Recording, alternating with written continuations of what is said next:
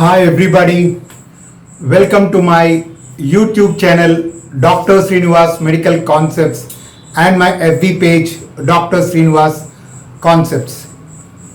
This is Dr. Srinivas, neurologist from Andhra Pradesh, India. I'm also the medical author of the book Focused Neurology.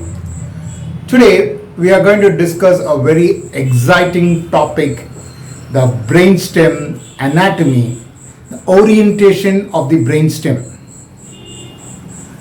and of course the rule of 4. The orientation of the brainstem and its anatomy is slightly complex, so we will try later to simplify this complex subject of brainstem anatomy and its orientation to a simplified manner by using the rule of 4. So we shall approach first, in the first part, talking about the orientation of the brainstem anatomy, especially regarding to the sensory nuclei of the cranial nerves and the motor nuclei of the cranial nerves, and after that we'll discuss the rule of 4, and therefore from complexity of brainstem orientation to simplicity by using the rule of 4. That will be our approach. Here we go. The brainstem orientation and the rule of 4 by Gates, from complexity to simplicity. Brainstem basically consists of 3 parts: midbrain, pons and medulla oblongata. So this brainstem connects the brain with the spinal cord. So the brainstem contains 3 parts: midbrain, pons and medulla oblongata. Brainstem connects the brain with the spinal cord. To understand the orientation, we need to go back to embryology of brainstem. As the neural tube is formed, around the 4th week, a groove appears in the neural tube. This groove is known as sulcus limitans. So at around the 4th week of gestation, on the neural tube a groove appears which is known as sulcus limitans, which divides the dorsal part and into the ventral part.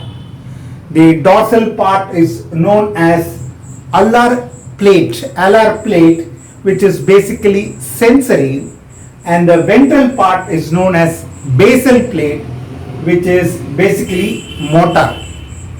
We also have 3 layers in the neural tube: the central ventricular or ependymal layer, then we have the adjoining mantle layer, and the superficial most is the marginal layer. So because of these grooves, sulcus limitans, we have dorsally alar plate, the sensory part, and ventrally the basal plate, motor part. Fine. Now what happens is that it starts turning over, and therefore the sensory part or the alar plate, which was dorsally placed, now rotates and comes to occupy the lateral part or the sideways part. So the sensory part, which was dorsal, now turns over and comes to occupy the sideways or the lateral part. So easy to remember, the sideways of the brainstem, the side part of the brainstem, is sensory part of the cranial nerve nuclei. The ventral part, that is the motor part, it also turns and now it comes to occupy the medial part. Again easy to remember, medial, M for motor, M. Likewise sideways, S for sensory, S. So the sensory part of the cranial nerve nuclei are in the sideways or on the side. The motor part of the cranial nerve nuclei are medially placed. Medial.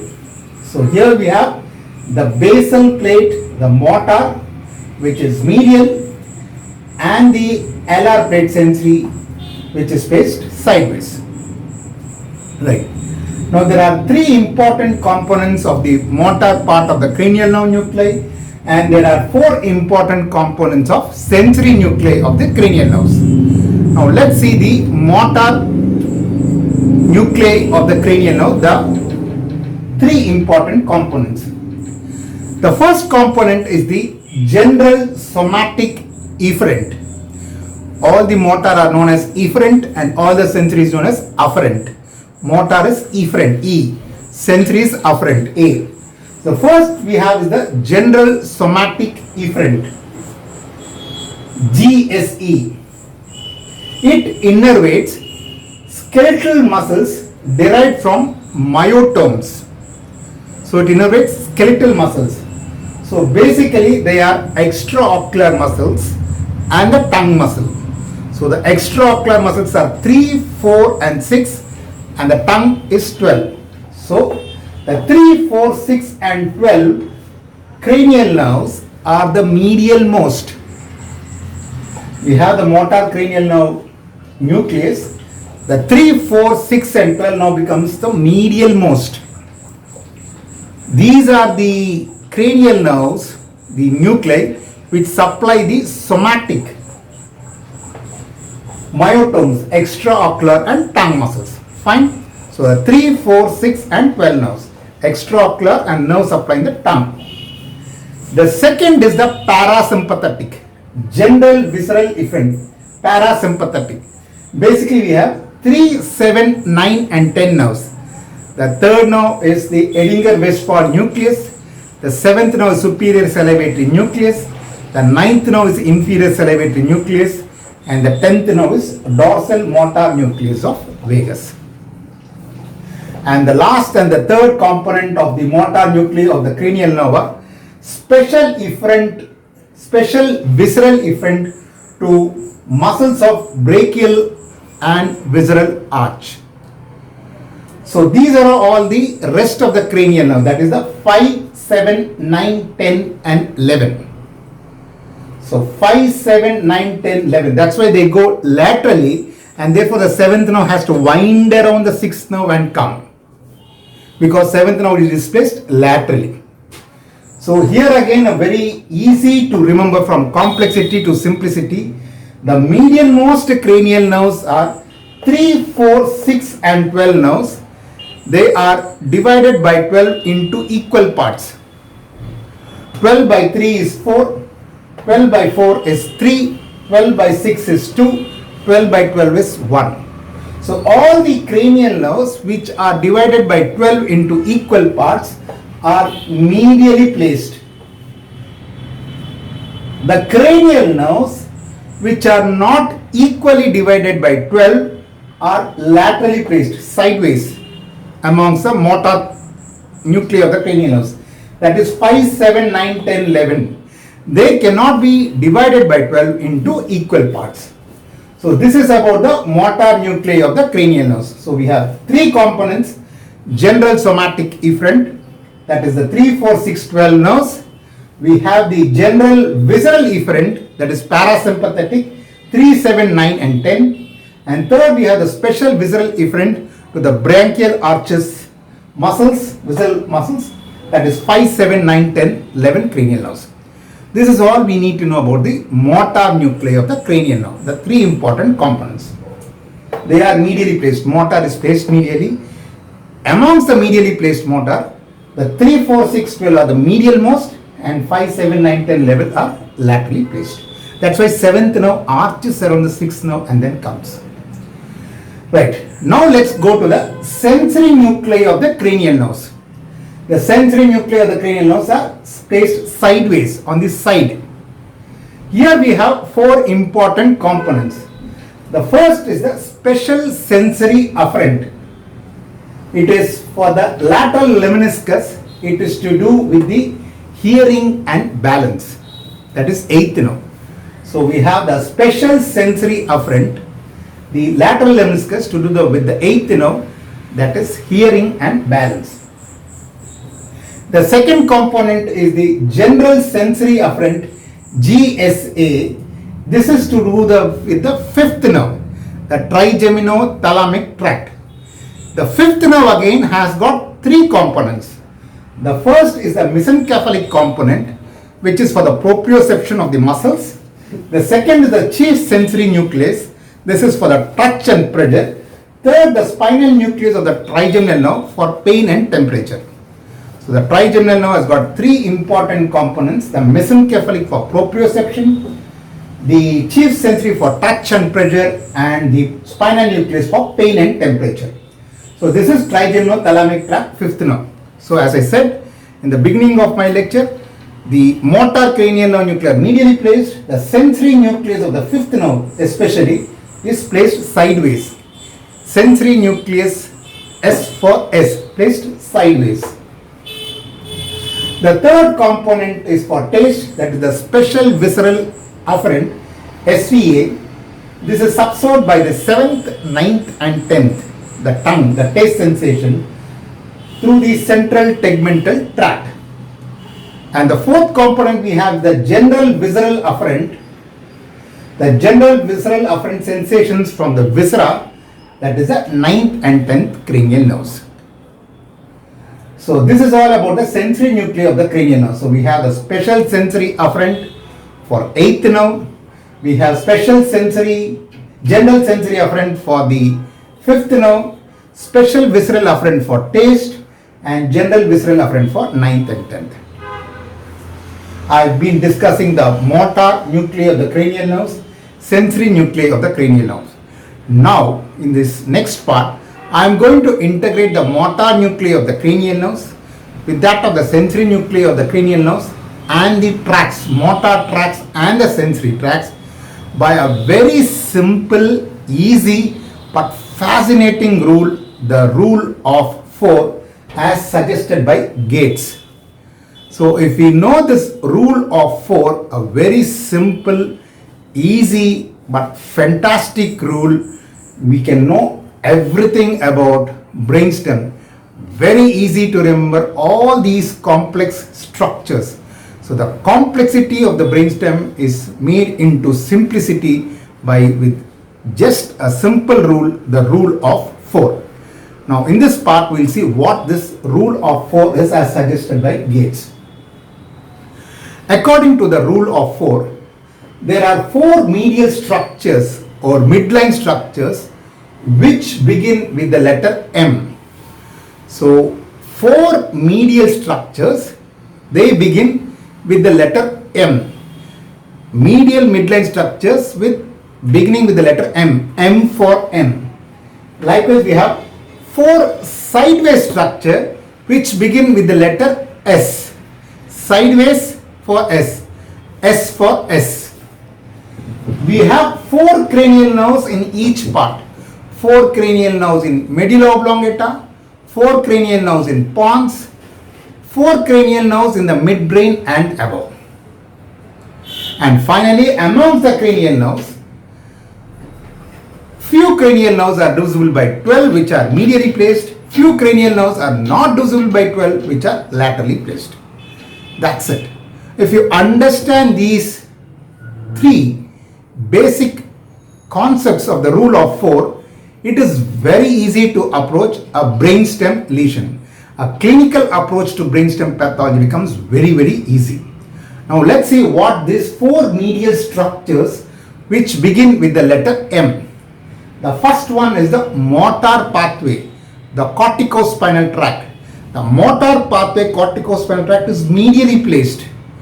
You remember the medial medullary syndrome, where the corticospinal tract, posterior column, that is medial lemniscus, and the 12th cranial nerve gets affected because they are medially placed.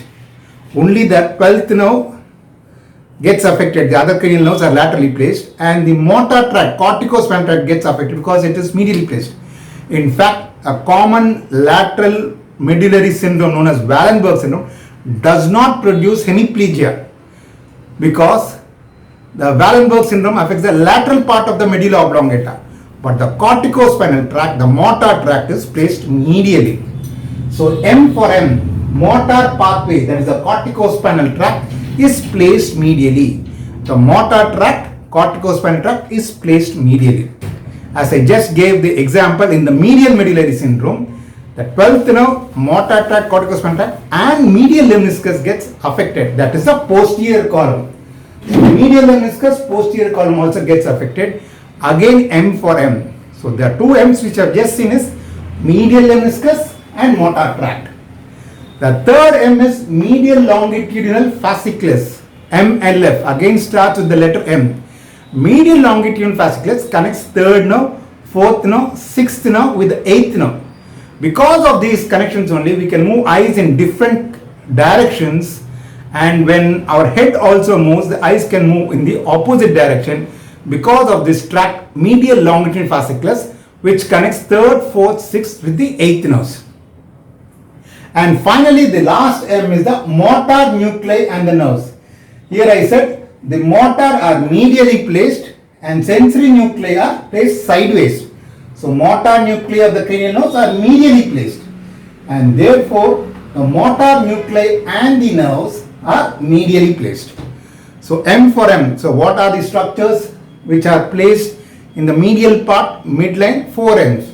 Motor tract, corticospinal tract, medial lemniscus, posterior column, medial longitudinal fasciculus, MLF, and motor nuclei of the cranial nerves and nerves. Right. Now next important component is S for S. 4 sideways structures are placed which begin with the letter S. S for S. So what are the 4 S which are placed sideways in the brainstem? The first S is the spinothalamic tract. Spinothalamic tract carries pain and temperature sensations. So all these structures, all these 4 sideways structures get affected in the lateral medullary syndrome because they are placed laterally, sideways. So all these structures get affected in the lateral medullary syndrome because these structures are placed sideways in the side. So first is spinothalamic tract. Pain and temperature are affected. Second is the spinocerebellar tract, where they can have cerebellar symptoms like ataxia. The third is sympathetic tract, that is the tract which carries the sympathetic fibers which can give rise to Horner's syndrome. And the sensory nucleus of the fifth nerve. You remember when I started my lecture, the early part of the lecture, I said the fifth nerve has got 3 nuclei which are placed sideways. Sensory nuclei of the cranial nerves are placed sideways. Motor nuclei of the cranial nerves are placed medially. So the sensory nucleus of the fifth nerve is placed sideways. So what are all the 4 structures which begin with the letter S which are placed sideways? One is the spinothalamic tract. Second is the spinocerebellar tract. Third is the sympathetic tract. 4 is the sensory nucleus of the fifth nerve. Right? Okay. Now we have understood the tracts. Now let's see the cranial nerves. 4 cranial nerves are present in each part. The 4 cranial nerves which are present in medulla oblongata are 9, 10, 11, 12. The cranial nerves which are present in pons are 5, 6, 7, 8. The cranial nerves which are present in midbrain are 3 and 4. And the 2 cranial nerves 1 and 2 are present above midbrain. So 4 cranial nerves in medulla oblongata, 4 cranial nerves in pons, and 4 cranial nerves in midbrain and above. Right. Now we have understood the site of the cranial nerves and in each part of the brainstem. Now we need to know whether they are medially placed or laterally placed. What are the cranial nerves which are medially placed? What are the cranial nerves which are laterally placed in the brainstem? Again, easy to remember is that the medially placed cranial nerves are the nerves which are divisible by 12 into equal parts. The cranial nerves which are placed medially are the cranial nerves which can be divided by 12 into equal parts. What are they? The third nerve, because the 12 divides 3 into 4 equal parts. The fourth cranial nerve, because the 12th nerve can be divided by 4 into 3 equal parts. The sixth cranial nerve, 12 can be divided by 6 into 2 equal parts. And finally the 12th nerve in medulla oblongata, which is medially placed, the 12 divides 12 into 1 equal parts. So these are the cranial nerves which are medially placed: 3, 4, 6, 12. 3, 4 in the midbrain, 6 in the pons, and 12 in the medulla oblongata. These are divided by 12 into equal parts. The cranial nerves which are placed sideways are the cranial nerves which cannot be divided by 12 into equal parts. What are they? Fifth nerve. Fifth nerve cannot divide 12 into equal parts. Seventh nerve, ninth nerve, 10th nerve, 11th nerve. They cannot divide 12 into equal parts. They divide 12 into unequal parts.